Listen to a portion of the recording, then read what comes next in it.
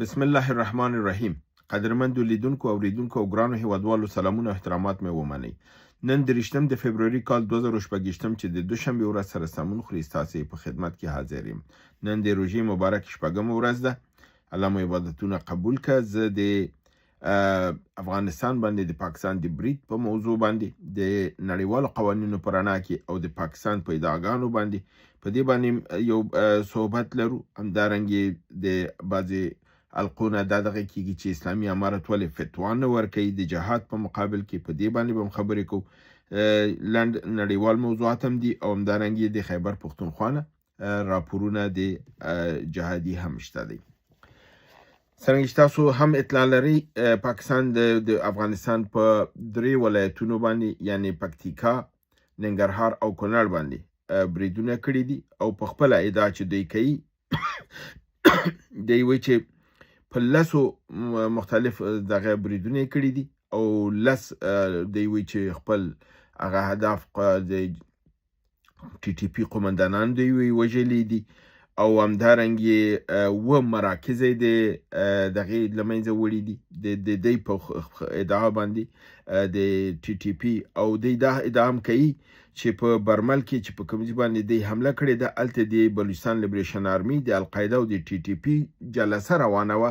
موږ ته اطلاع راغلې وه، نو موږ دا اطلاع ده که دا هماغه راپور غوندې دی لکه چې بیت الله لکه څنګه چې دی د ولی محسود په حصه کې کابل کې ویل چې لانکوزر او موږ ته معلوم و چې دی پکې ناست و، موږ وویشته وم وژه او هغه بیا ژوندی ووته. دا هم هماغسې یو ادعا ده، کاذبانه او دروغ ادعا ده. دوی وایي چې په دغه برمل په حمله کې 40 کسانه وژلي دي، په مدرسه کې 60 کسانه وژلي دي او په دې رقم سره دوی دا وایي چې که چېرته اسلامي امارت د دوی مخه ونه نیسي دوی به دې بریدونو ته ادامه ورکړي.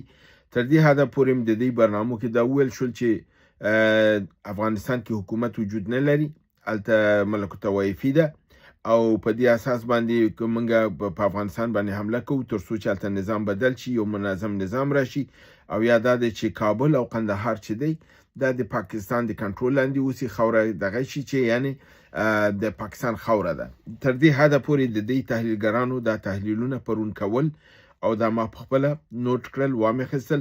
دوی وایي چې موږ د ملګرو ملتونو د آرټیکل یعنی د ماده 51 لاندې دا برید کړی دی. ماده 51 د ملګرو ملتونو څه وایي؟ ماده 51 دا وایي چې کله یو مملکت خپل امنیت ملي په خطر کې وګوري او د هغې ته دا ګواښي چې د دې باندې دې ته خطر دی یا د تجاوز پې کېدی شي وشي یا د دې په مملکت کې دا کېږي، نو که چېرته دی د خپل د دفاع خودي لپاره اقدام کوي نو اول به ملګرو ملتونو شورای امنیت ته راځي، اسناد به وړاندې کوي، د هغې په اساس باندې به تصمیم نیول کېږي چې آیا د شورای امنیت نور غړي هم د دوی سره ځي یا فرضاً دوی خپله صلاحیت د دې لري چې ځان له دفاع وکړي، د شورای امنیت په اجازې سره به دوی دفاع کوي.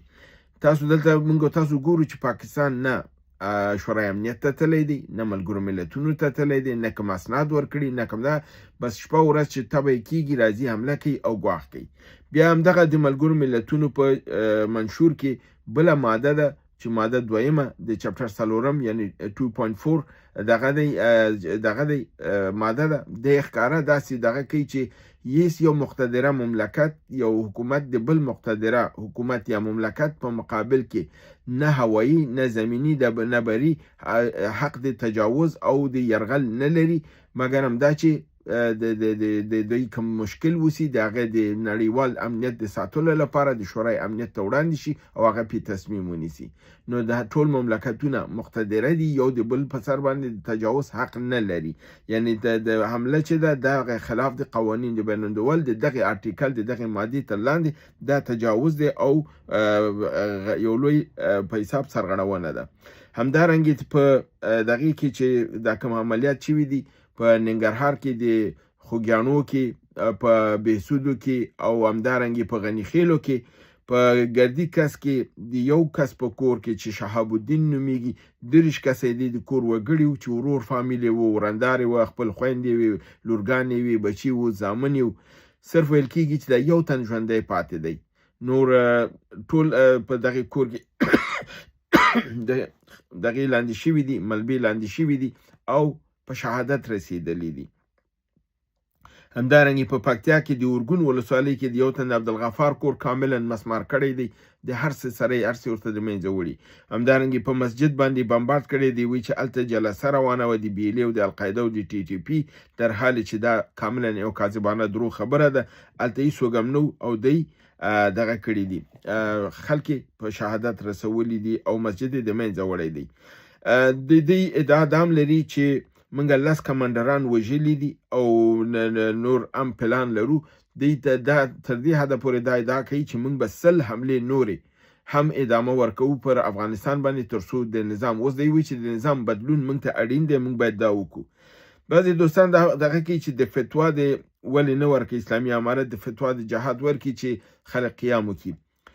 قدرمنو دوستانو، د فتوا دغه ورکول، دا حکم ورکول، دا د اسلامي امارت ته ګټه نه کوي، دا د نړیوالو قوانینو سره ټکر کې راځي او د دنیا ته په دوحه کې ژمنه کړې د افغانستان د خاورې نه چاته به ګواښ نه پیښیږي او نه به په چا باندې کوم فتوا د جهادي یا جهاد به بل خواته نه ځي.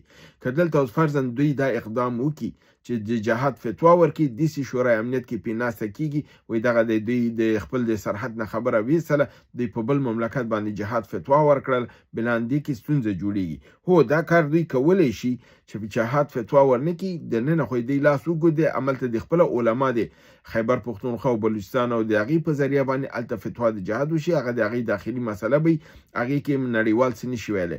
مګر بل حق دوی دا لري چې دوی کولی شي په خپله د خپل د خاورې د دفاع لپاره میزایل ولري، میزایل استفاده وکړي، که د جهازونه لري د جهازونو نه د استفاده وکړي، که ډرون لري د ډرون نه. دې کې ورته نړیوال ستونزه نشي جوړولی، ځکه په دې برید شوی دی، دا د برید نه دفاع کوي او په هغې باندې حمله کوي. نو په دې بابت کې فتوا ورکول نادرسته کار دی، د هغې کې افغانستان او اسلامي امارت ته ضرر راپېښېږي، نو دوی دا فتوا باید ورنکړي. مګر هم دننه علماو ته دوی ویلی شي چې هغه فتوا ورکړي، هلته جهاد جاري وساتل شي، دا هغلته کېدلی شي. بل دا دی چې دوی کولی شي د خپل د دفاع خودي لپاره خپل تیاری ولري، ترې دفاع وکړي. همدارنګې راځو نړیوالو موضوعاتو ته. د جرمني چانسلر فریدریک مرتز چین ته روان دی. دا به 4م لوی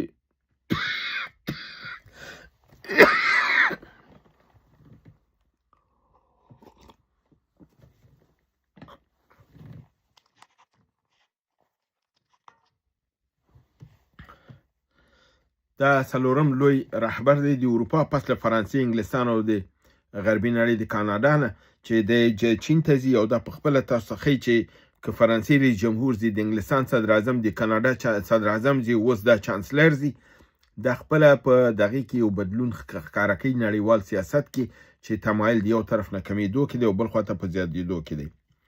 اسرائیلي میډیا ادعا کړې ده چې علي خامنه‌ای د مرګ په صورت کې خپل ځایناستی علي لاریجاني اعلان کړی دی. نو دا خو کوم ایراني دغې نه موږ نه دی لیدلی، خو دا اسرائیلي میډیا دا ادعا کړې ده. همدارنګې امریکایي سناتورانو ټرمپ ته مشوره ورکړې ده چې په ایران باندې په دغه مرحله کې د حمله نه کوي، ځان دې د حملې نه لږ بچ وساتي. رویټرز راپور ورکوي چې ویټکاف وایي چې ټرمپ حیران دی چې د دومره قواو او د دومره کشتیګانو باوجود ایران ولې کاملا نه تسلیمیږي. د ایران باید په هغه ادا کوي چې باید دا تسلیم شوی، یعنی مطلب دا دی چې موږ خو دا یاراوه چې ورشي تسلیم شي، دا خو هېڅ ونه ډار شو او تسلیم نه شو. اوس خپله حیران دي چې د دې مسلې څنګه مخنیوی دغه وکړي، دې ته څنګه علاج یې وکړي. راځو د خیبر پښتونخوا کې د عملیاتو ته. په خیبر پښتونخوا کې مجموعاً په 22 د فبروري 6 عملیات شوي دي، چې په باجوړ ولایت کې 4 عملیات دي، په ورغزي کې 1 دی، په وزیرستان شمالي کې 1 دی. ولایت باجوړ ولسوالي واړه ماموند سفري چک پوسټ باندې لیزري برید کې 1 عسکر وژل شوی دی. ولایت باجوړ ولسوالي واړه ماموند چجو کې واقع چک پوسټ باندې د ماټر حمله شوې ده، ځاني او مالي تلفات یې اړولي دي. همدارنګه ولایت باجوړ ولسوالي واړه مامون شیخا بابا واقع چک پوسټ باندې ماټر حمله شوې ده چې ځاني او مالي تلفات یې اړولي دي. همدارنګه ولایت باجوړ ولسوالي واړه مامون شکرو کې په د یو حکومتي ډرون یعنی کواد کاپټر را نسکور کړل شوی دی. ولایت اورګزۍ ولسوالي فیروز خیل کې روز اندرا کنډاو کې پیاده فوج باندې برید شوی دی. 9 وژل شوي دي، 15 ټپیان شوي دي. ولایت شمالي وزیرستان ولسوالي میرعلي ششکروز فوجي پوسټ باندې د جی ال اسلحې برید شوی دی، 2 عسکر وژل شوي دي. دا و زموږ د نن ورځې برنامه چې تاسو خدمت ته مې تقدیم کړله. د مریضۍ له وجې نه، د ټوخي له وجې نه چې برنامه سمه نه کېږي او زه ایډیټنګ نشم کولی، مجبور یم چې څه رقم ریکارډینګ کېږي هغسې تاسو حضور ته وړاندې کوم. نو برنامه هم دلته ختموم. تاسو په لوی پروردګار سپارم. وما علینا الا البلاغ.